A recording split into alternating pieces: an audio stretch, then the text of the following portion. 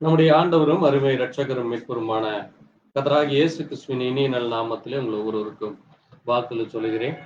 தேவனுடைய பெரிதான கிருபையினாலே இந்த நல்ல நேரத்திலும் தேவ சமூகத்திலே வந்து இந்த விசேஷித்த நாளை நாம் கர்த்தருடைய நாம மகிமைக்காக இந்த நேரத்திலே தேவனுடைய சத்திய வார்த்தைகளை வாசிக்க, அதை குறித்து தியானிக்கவும், தேவன் நமக்கு இந்த நாளை ஆசீர்வதித்து கொடுத்ததற்காக அவருக்கு ஒரு விஷயம் நன்றி சொல்லி நாம் வேதத்திலே இருந்து வார்த்தைகளை வாசித்து நாம் தியானிக்கலாம். நாம் ஒரு நிமிஷம் ஜெபிப்போம். எங்களை நேசிக்கிற எங்கள் நல்ல ஆண்டவரே, கர்த்தராகிய இயேசு கிறிஸ்துவே, அருமையான ஆண்டவரே, விசேஷித்த இந்த வியாழக்கிழமை சாயங்கால வேளையிலே தகப்பனே உடைய கரத்திலே இந்த நல்ல வேலையை ஒப்புக் கொடுக்கிறோம். இந்த நேரத்திலும் உடைய அன்பு, தயவு, கிருபை, இரக்கம் எங்களை இம்மட்டுமாய் ஆசீர்வதித்த தேவன், எங்களை வழிநடத்துகிற தேவன், எங்களோடு கூட இருக்கிறவராகவே இருக்கிறேன். இந்த நேரத்திலே உடைய சமூகத்தில் எங்களை தாழ்த்துகிறோம். உடைய அன்பு, உடைய இரக்கம், தயவு எங்களை இம்மட்டுமாய் வழிநடத்தினது. இந்த நல்ல நேரத்திலும் கூட நாங்கள் ஆண்டவரே ஒரு விஷயம் உடைய சத்திய வார்த்தைகளை வாசித்து தியானிக்க தேவ இரக்கம் எங்களுக்கு கொடுத்திருக்காய் நன்றி சொல்லி, தொடர்ந்து உடைய பிள்ளைகளாகி நாங்கள் உடைய வார்த்தையின் மூலமாய் நீர் எங்களுக்கு வைத்திருக்கிற மகிமையான ஆசீர்வாதங்களை, அதனுடைய மகத்துவங்களை அறிந்து கொள்ள தேவ இரக்கம் எங்களுக்கு தர வேண்டுமா, அதை புரிந்து கொள்ள ஞானத்தை தர வேண்டுமா, அதில் உள்ள வெளிப்பாட்டை அறிந்து கொள்ள தேவ இரக்கம் கிடைக்க வேண்டும். இயேசு கிறிஸ்துவினுடைய பரிசுத்த நாமத்திலே கர்த்தர் தாமே மகிமைப்படுவாராக. ஆண்டவராகிய இயேசு கிறிஸ்து நாமத்திலே மீண்டுமாய் வாழ்த்து சொல்கிறேன். இந்த நல்ல வேளையிலே தேவனுடைய சத்திய வார்த்தையிலிருந்து நாம் ஒரு சில காரியங்களை வாசிக்கலாம்.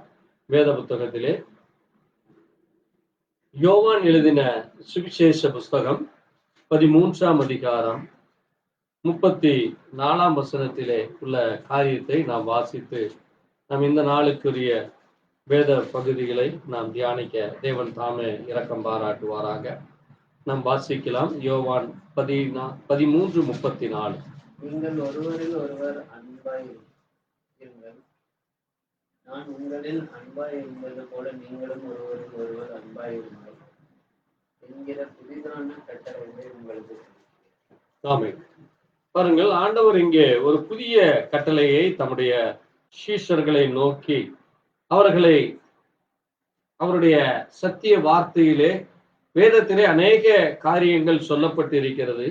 அநேக வேத வசனங்கள் பழைய ஏற்பாட்டிலே தேவன் கட்டளைகளாய் கற்பனைகளாய் கொடுத்தார். ஆனால் இங்கே ஒரு புதிய ஒரு கட்டளை, புதிதான ஒரு கட்டளை. எப்படிப்பட்டதாமா? புதிதான ஒரு கட்டளை. அது எப்படிப்பட்ட கட்டளையாமா? நீங்கள் ஒருவரில் ஒருவர் அன்பாயிருங்கள். எப்படி இருக்க வேண்டுமாமா? ஒருவரில் ஒருவர் அன்பு கூற வேண்டும். சகோதரனை போல, ஒரு சகோதரியை போல தேவனுடைய பிள்ளைகளாகிய நாம் ஒவ்வொருவரும் தேவனுடைய சகோதரர்களும், நம் ஒவ்வொருவரும் தேவனுடைய பார்வையில் அவருடைய பிள்ளைகளாக இருக்கிறோம். ஆகவே நம்மிலே உயர்ந்தவன், தாழ்ந்தவன், அல்லது படிப்பு இருக்கிறது, பண வசதி இருக்கிறது, இப்படி அல்ல. நாம் எல்லோரும் தேவனுக்கு முன்பாய் சமமானவர்கள். அந்த அன்பு, அந்த புரிந்து கொள்ளுதல், அதை வெளிப்படுத்தும்படியாக ஒருவரில் ஒருவர் அன்பு கூறுகிறது. இன்னைக்கு அநேக இடங்களிலே இந்த அன்பு என்பது ஒரு மிகப்பெரிய கேள்விக்குறியா இருக்கிறது. அதற்கு முக்கிய காரணம் மற்றவர்களிடத்திலே தங்களுக்கும் இருக்கிற அந்த மத ரீதியாய், ஜாதி ரீதியாய், இன ரீதியாய், பாஷைகளினாலும் இன்னுமாய் கூட அங்கே ஏற்றத்தாழ்வுகள், பண வசதிகளினாலே அல்லது சரீர பிரகாரமாக, இப்படி அநேக காரியங்களிலே அந்த உண்மையான அன்பை அங்கே வெளிப்படுத்தாதபடி இன்றைக்கும் அநேக இடங்களிலே இப்படிப்பட்ட அந்த குறைகளை நாம் காண முடிகிறது. ஆனால் தேவனை விசுவாசிக்கிற நமக்கு, தேவனுடைய பிள்ளைகள் என்று சொல்லுகிற நமக்கு தேவன் ஒரு மிக முக்கியமான ஒரு காரியத்தை கொடுத்திருக்கிறார். அந்த கட்டளையானது அது ஒரு புதிய கட்டளை. அது எப்படிப்பட்டதாமாம்? ஒரு புதிய கட்டளை. அந்த கட்டளை என்னவாமாம்? நான் உங்களில் அன்பாய் இருக்கிறது போல நான் உங்களில் அன்பாய். தேவன் ஒவ்வொருவர் மேலும் அன்பாய் இருக்கிறார். அந்த அன்பை நாம் பெற்றுக்கொள்கிறோம். எப்படி பெற்றுக்கொள்கிறோம் என்றால், தேவனை விசுவாசிப்பதன் மூலமாய், தேவனை நாம் ஏற்றுக்கொள்வதன் மூலமாய். அவர் என்னுடைய தேவன், அவர் எனக்காக இந்த பூமியிலே வந்து என்னை மீட்டுக் கொள்ளும்படியாய், என்னை அவருடைய மகனாய் அவர் அங்கீகரித்தார். அவர் என்னை அங்கே தன்னுடைய சொந்த பிள்ளையை போல அவர் ஏற்றுக்கொண்டார் என்று நாம் அவரின் மேலே விசுவாசிக்கிறோம். அந்த விசுவாசத்திற்கு அடையாளத்தை தேவன் வெளிப்படுத்த சொல்லுகிறார். அதை நீங்கள் எப்படி வெளிப்படுத்த வேண்டுமாமா? ஒருவரில் ஒருவர் அன்பு கூறு. அதனால்தான் இன்றைக்கு பூமியிலே கிறிஸ்தவம் என்பது அன்பின் அடிப்படையிலே உள்ளது. எப்படி உள்ளதாமா? அன்பின் அடிப்படையிலே. அதிலே எந்த விதமான வேறு பாகுபாடு இல்லை, வேறு எந்த விதமான பாகுபாடு இல்லை. அதனாலதான் நம்ம தேவனுடைய பிள்ளைகளா இருக்கு. அதைத்தான் அடுத்த வசனம் சொல்லு, நீங்கள் ஒருவரில் ஒருவர் அன்புள்ளவர்களாய் இருந்தால் அதனாலே நீங்கள் என்னுடைய சீஷர்கள் என்று எல்லோரும் அறிந்து கொள்வார். நீங்க எப்படி தேவனுடைய சீஷர்கள்? சீஷர்கள் என்னது? சீஷர்கள் என்றால் என்ன? சரியான அவருடைய மொழிபெயர்ப்பு அவரை பின்பற்றுகிறவர்கள். ஆமென். ஆண்டவர் அதைத்தான் சொன்னார், நீங்கள் என்னை பின்பற்றுங்கள். தன்னுடைய அவர்களை பார்த்து என்னை விசுவாசிக்கிறாயா என்று கேட்கிறார். நீங்க வாசிக்கிறப்ப மத்தேயுல எல்லாம் நீங்க வாசித்தீங்கன்னா அங்கே யோவானை சந்திக்கிறார். இப்படி ஒவ்வொரு சீஷர்களை சந்திக்கிறப்போ அவர் அவர்களிடத்துல சொல்லுகிறது, நீங்கள் என்னை பின்பற்றுங்கள், என்னை பின்பற்றுங்கள்னு தான் அவர் சொல்றார். அங்கே அவர்களை சந்திக்கிற பொழுதெல்லாம் அவர்களிடத்திலே அவர் சொல்லுகிற காரியம் என்னை பின்பற்றுங்கள். வாசிங்க மத்தேயு 4ஆம் அதிகாரம்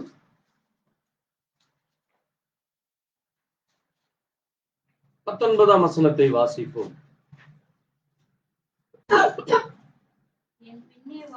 என் பின்னே வாருங்கள், எனக்கு பின்னே வாருங்கள், உங்களை மனுஷரை பிடிக்கிறவர்கள் ஆக்குவேன். பாருங்க, அது மட்டுமல்ல, அங்கே அவருடைய சீஷர்கள் அங்கே பாருங்க, அங்கே ஒரு சீஷன் கேட்கிற, என்னுடைய தகப்பன் இறந்து விட்டான். வாசிங்க மத்தேயு 8ஆம் அதிகாரத்துல அங்க சொல்றாரு, என் தகப்பன் இறந்து விட்டார், நான் போய் அடக்கம் பண்ண வேண்டும். அவரை பின்பற்றுகிற ஒரு சீஷன் கேட்கிறான். வாசிங்க 21ஆம் வசனத்தை வாசிங்க.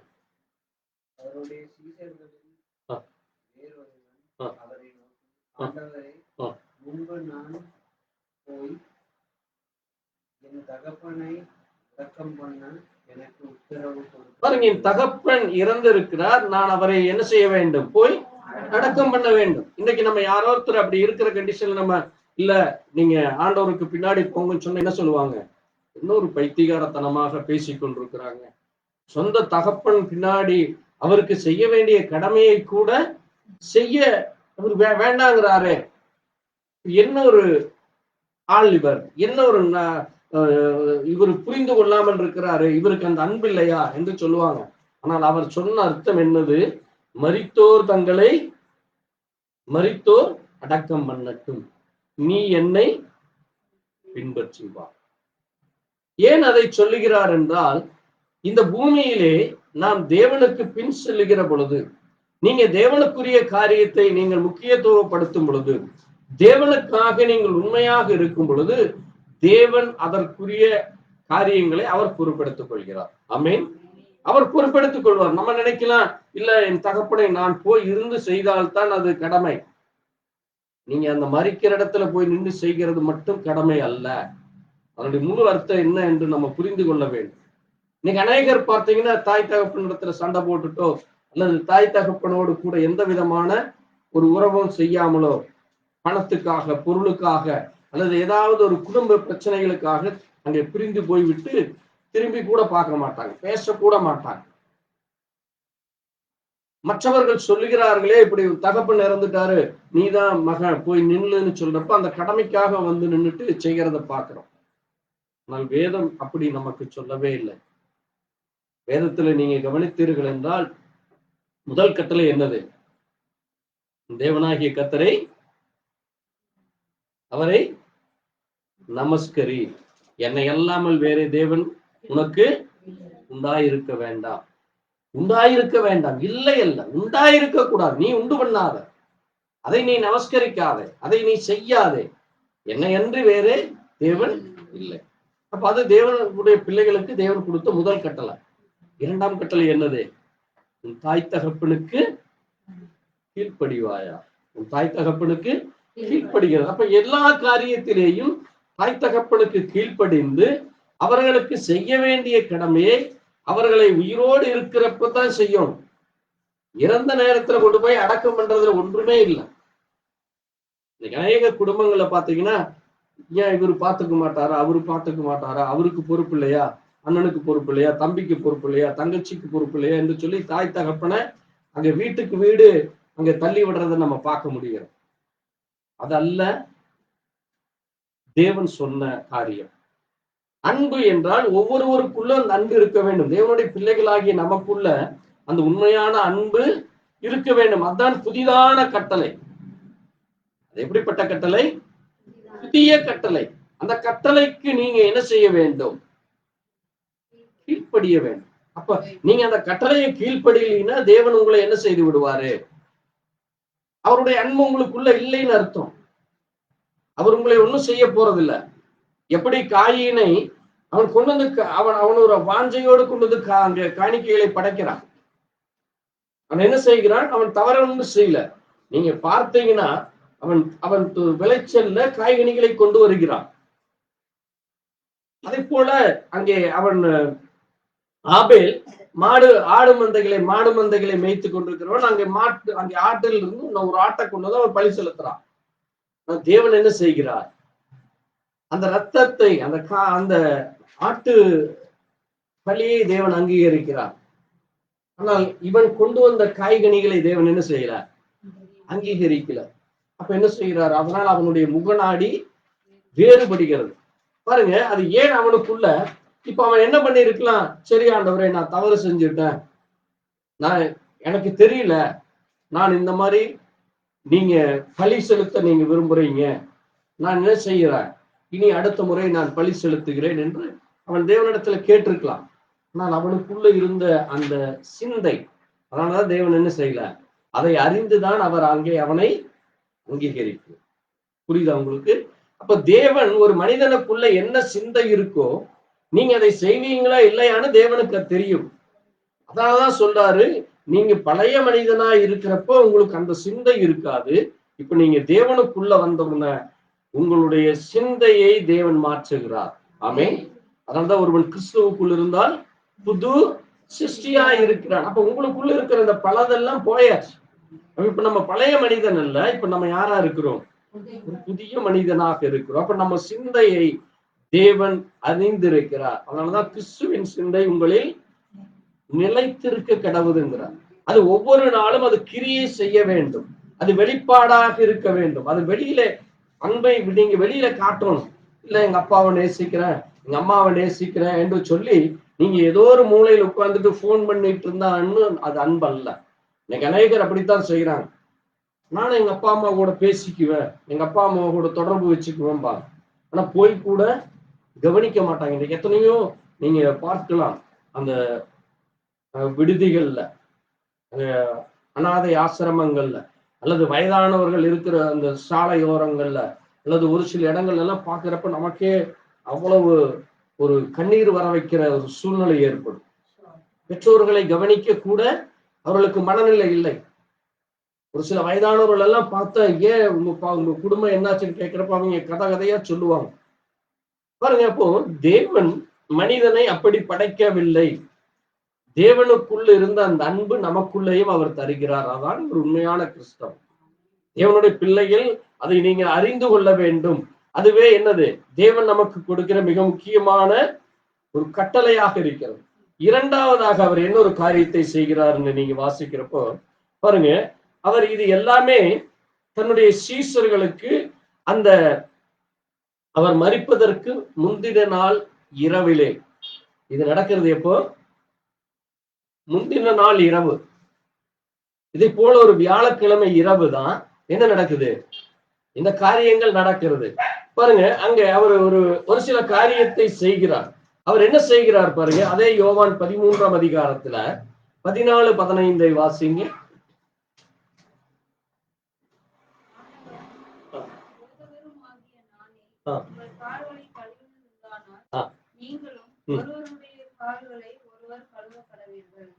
பாருங்க, இங்க தேவன் ஒரு முக்கியமான ஒரு காரியத்தை செய்கிறார்.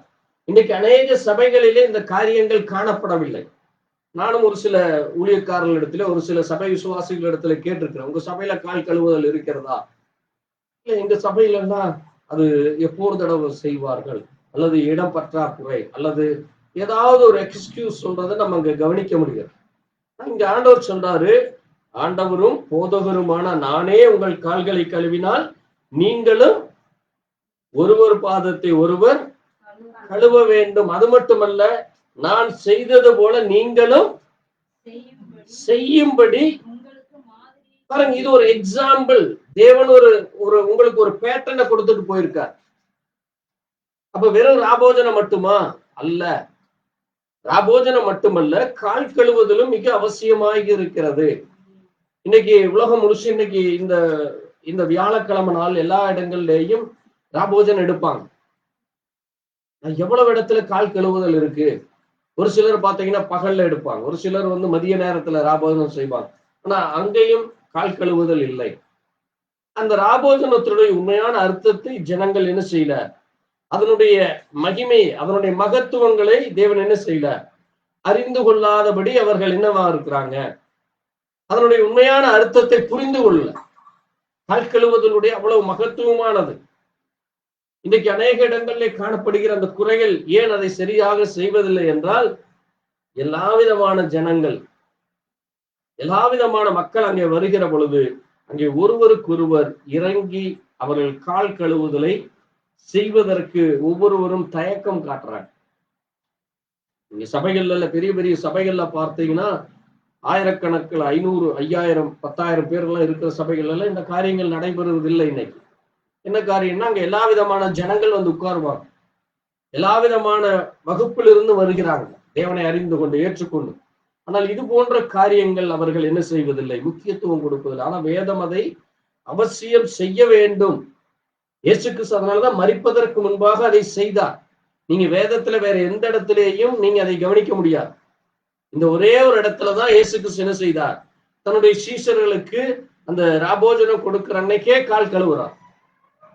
அது அங்கே நடக்கிறதை நம்ம கவனிக்கிறோம். அது எதற்கு? நான் உங்களுக்கு செய்ததை நீங்க என்ன செய்ய வேண்டும், மாதிரியாக செய்து அதை நீங்க தொடர்ந்து செய்யுங்க. அதை நீங்க தொடர வேண்டும். அதை நான் செய்தது, நீங்க அந்த அப்போஸ்தலர்கள் செய்தது மட்டுமல்ல, நீங்க அப்போஸ்தலர் நடவடிக்கையில வாசித்தீங்கன்னா அவர்கள் அதை தொடர்ந்து செய்தார்கள் என்று கவனிக்கிறோம். அப்போ தேவனுடைய பிள்ளைகள் அதை அவசியம் செய்ய வேண்டும் என்று வேதம் நமக்கு அங்கே முன்குறிக்கிறது. அது மட்டுமல்ல, இதே அதிகாரத்துல நீங்க பார்த்தீங்கன்னா அங்கே இன்னொரு முக்கியமான காரியத்தை நீங்க வாசிக்கிறத நம்ம கவனிக்கலாம். அதே 13ஆம் அதிகாரத்துல நீங்க பாருங்க, அங்க இந்த ராபோஜனம் நடக்கிறதுக்கு முன்பாக அவர் சொல்றாரு, இப்படி உங்களில் ஒருவன் என்னை காட்டி கொடுப்பான், உங்களில் ஒருவன் என்னை காட்டி கொடுப்பான் என்று சொல்றார். அப்போ தன்னுடைய சீஷர்கள்ல 12 பேரையும் கூடயே வச்சுக்கிறாரு. ஆனால் அதுல ஒருத்தன் எப்படிப்பட்டவன் என்று தேவன் அறிந்திருக்கிறான். அவன் இவரை கொலை செய்ய ஒப்பு கொடுப்பான், இவரை அவன் மூலமாகத்தான் பிடிக்க போகிறார்கள் என்று எல்லாமே அவருக்கு தெரியும். தெரிந்தும் கூட அவனை கூட வச்சிருக்கார். நம்ம யாராவது அப்படிப்பட்ட ஒரு நபர்களோடு கூட உறவு செய்வோமா? அப்படிப்பட்டவர்களோடு நம்ம அன்பு கூறுவோமா? இல்ல, இவன் எனக்கு துரோகி, இவன் எனக்கு விரோதமாய் பேசிட்டான், அல்லது எனக்கு வேண்டும் என்றே என்னை பகைக்கிறான் என்று சொல்லி நம்ம அவர்களை என்ன செய்து விடுவோம், வெறுக்க ஆரம்பிப்பாங்க. இன்னைக்கு அநேகர் அதுதான் செய்யறாங்க. ஆனா இயேசு கிறிஸ்து பாருங்க, அவனையும் வெறுக்காமல் அவனையும் கூட வைத்து, இன்னொன்று பாருங்க, அவர் அவனை காட்டி கொடுக்கிற நேரத்துல அவன் முத்தம் செய்கிறப்போ சிநேகிதனேங்கிறார். என்ன சொல்கிறார்? சிநேகிதனே, முத்தத்தினாலயா மனுஷகுமாரனை நீ காட்டி கொடுக்கிறாய்ங்கிறார். பாருங்க, நம்ம அந்த மாதிரி செய்வதற்கு மனநிலை வருமா? ஏன் இதை நான் இங்க முக்கியத்துவப்படுத்துறேன் என்றால், இந்த இரவிலே அங்கே ஒரு 5-6 காரியங்களுக்கு மேலே நடக்கிறது. அதுல மிக முக்கியமானது அந்த புதிய கட்டளை, 2வது கால் கழுவுதல், 3வதாக அங்கே காட்டி கொடுக்கிறோனையும் கூட உட்கார வச்சிருக்கார். இதை விட இன்னும் ஒரு முக்கியமான ஒரு நபர் கூட இருக்கிறார். யாரு? பேதுரு. பேதுரு என்னை மறுதலிப்பான் என்று இதே இடத்துல நீங்க வாசித்தீங்கன்னா இருக்கு. பேதுரு என்னை மறுதலிப்பான், அவன் 3 முறை நீ என்னை மறுதலிப்பேன்னு அவரே சொல்றார். பேதுருவை பார்த்து வாசிங்க 13:38.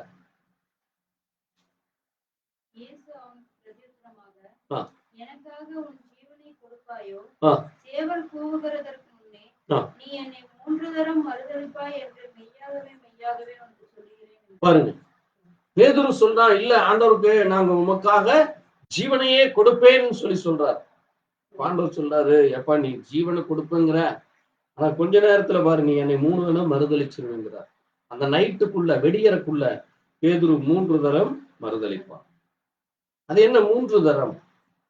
அதில் ஒரு ரகசியம் இருக்கு. கர்த்தருக்கு சித்தமானால் அதை நம்ம தியானிக்கலாம். பாருங்க, அப்போ தேவன் எல்லாவற்றையும் அறிந்தவராக இருக்கிறார். அந்த அன்பை வெளிப்படுத்தும்படியாக, அதனாலதான் அங்கே தேவன் அவனை தொடர்ந்து கூட இருந்து அவனுக்கு பலத்தை கொடுத்து அவன் மனம் கசந்து அவன் அழுகிறான். நீங்க யூதாசுக்குள்ள அந்த காரியம் இல்லை, யூதாசுக்குள்ள அந்த சிந்தை இல்லை. அவன் என்ன செய்கிறான்? ஐயோ நான் இப்படி காட்டி கொடுத்துக்கிறேன் என்று சொல்லி அவன் என்ன செய்கிறான்? 4 கொண்டு மறித்து விடுகிறான். அவன் தூக்குல தொங்கிக்கிறான். 4 கொண்டுன்னா தூக்குல தொங்கிறான். மரத்துல போய் ஒரு கயிறை கட்டி தூக்குல தொங்கி இறந்துடுறான். தேவ பிள்ளைகள் செய்யக்கூடாத ஒரு காரியத்தை அவன் செய்கிறான். தேவனை விசுவாசிக்கிறவர்கள் அறிக்கை தான் இட வேண்டும். என்ன தவறு நடந்தாலும், அது நம்மை மீறி நடந்தாலும் அதை நீங்க அறிக்கை செய்து தேவ சமூகத்துல உங்களை நீங்க தேவனோடு ஒப்புரவாக வேண்டும். தேவன் மன்னிக்கிறவராக இருக்கிறார். அதேதான் அங்க நீங்க பாக்குறீங்க, சிலுவையில இங்க 2 கல்லர்கள் இருக்கிறப்ப அங்க அந்த மரிக்கிற நேரத்திலேயும் கூட அந்த கல்லனுக்கு தேவன் என்ன கொடுத்தாரு? ரட்சிப்பை கொடுக்கிறார். அவன் இறக்குறான்னு தெரியும், இருந்தாலும் தேவன் ரட்சிப்பை கொடுக்கிறார். அப்ப அதை போல ஒரு மனிதன் மரிக்கிற நேரத்திலும் கூட தேவன் என்ன செய்ய முடியும்? அவனுக்கு ரட்சிப்பை கொடுக்க முடியும். அப்ப நீங்க அறிக்கை செய்ய வேண்டும்.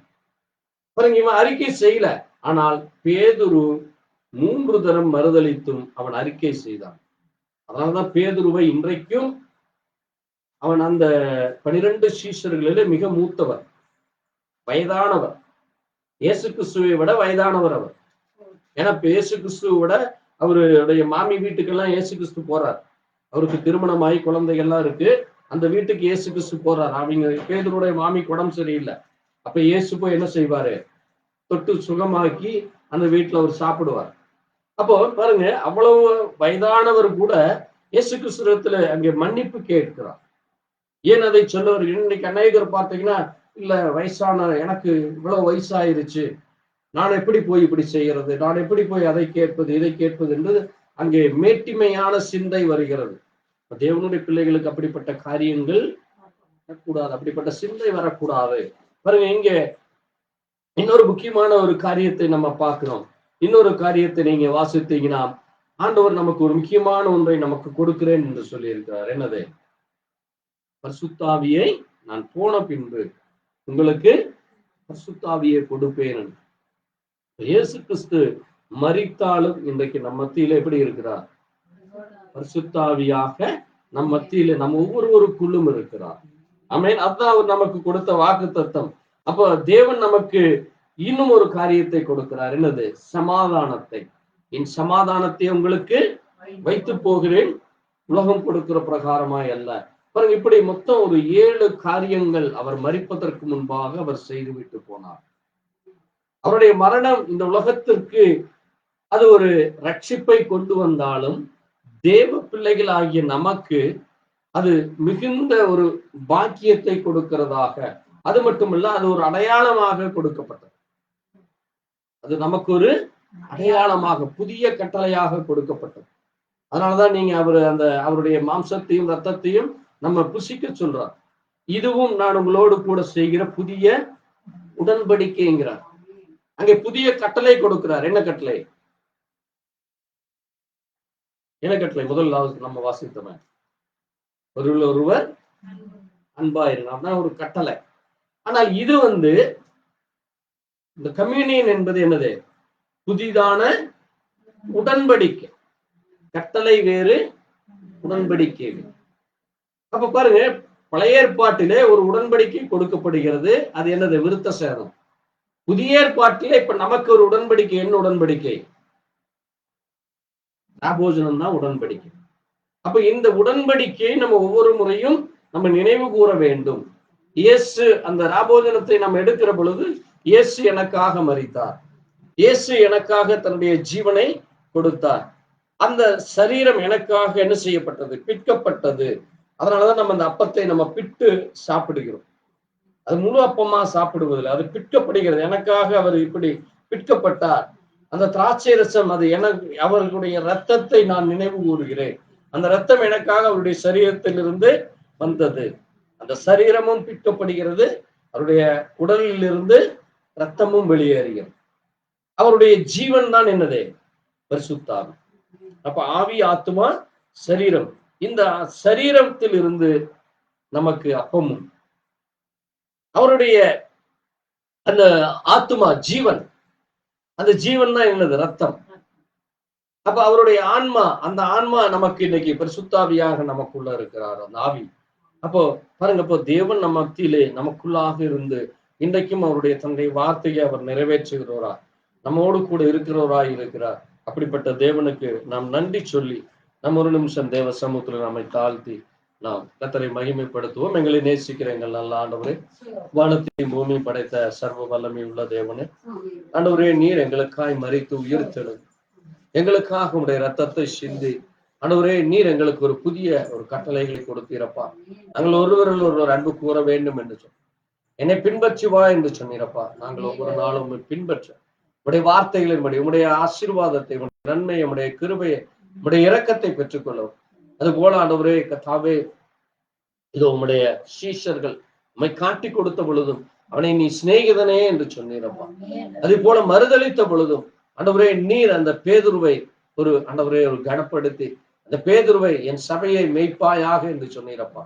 அந்த பொறுப்பை கொடுத்தீரப்பா. அதே போல இன்றைக்கும் எங்களுக்கு ஆண்டவரே, நாங்கள் இந்த பூமியிலே சாட்சியாக இருக்க நீர் எங்களை ஆண்டவரே தெரிந்தெடுத்தற்காய் நன்றி செலுத்தி, எங்களிலே காணப்படுகிற குற்றங்கள், குறைகள், அக்கிரமங்கள், பாவங்கள், மீறுதலை ஒரு விஷயம் கூட உடைய ரத்தத்திலே கழுவி எங்களை பரிசுத்தப்படும்.